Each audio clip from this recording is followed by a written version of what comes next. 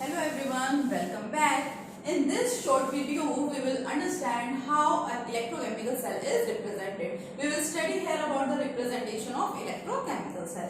बहुत important topic है हमारी 12th की इलेक्ट्रोकेमिस्ट्री यूनिट का. वी ऑल नो हमने उसके अंदर गैल्वेनिक सेल की स्टडी की है and this is the equation for the galvanic cell. Zinc in solid state plus copper positive means aqueous gives Zn2 positive aqueous plus copper in solid state.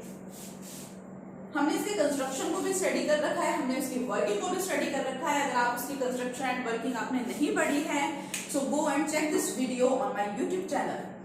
और अब हम इसके अंदर देखेंगे रिप्रेजेंटेशन के बारे में. इसको रिप्रेजेंट किस तरीके से किया जाता है.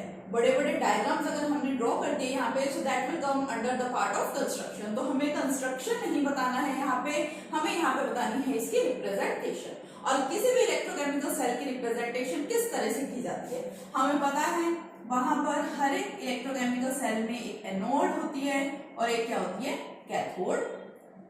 एनोड के ऊपर हुई है the process of oxidation and cathode पर हुई है द प्रोसेस ऑफ रिडक्शन.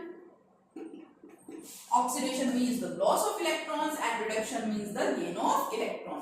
तो इस इक्वेशन से हमें यहाँ पे पता चल रहा है कि जिंक एटम एटॉमिक फॉर्म में यहाँ पे प्रेजेंट था and then it gets converted into Zn2 positive ions. It means loss of 2 electrons takes place here. So this process is known as oxidation and we can say that zinc undergoes the process of oxidation here.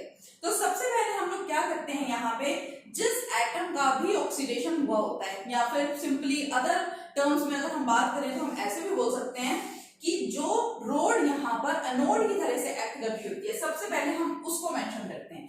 Zinc है यहाँ पे, हमने यहाँ पे लिख दिया zinc. ठीक है.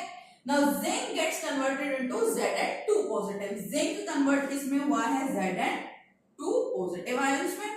इन दोनों के सेपरेशन के लिए यहाँ पर लगा दी जाती है एक लाइन. उसके बाद क्या हुआ है next one here is copper ions and these ions get converted into the copper atom. तो उसके बाद क्या हुआ सेम गैल्वेनिक सेल के अंदर copper ions and these gets converted into copper atom. और आपको इसका कंस्ट्रक्शन अच्छे से ध्यान होगा. हम लोगों ने क्या किया था हमने oxidation half cell and reduction half cell को कनेक्ट कर रखा था with the help of a salt bridge and so salt bridge is represented here as this. Double line हमने यहाँ पे शो की. It means this shows the presence of salt bridge.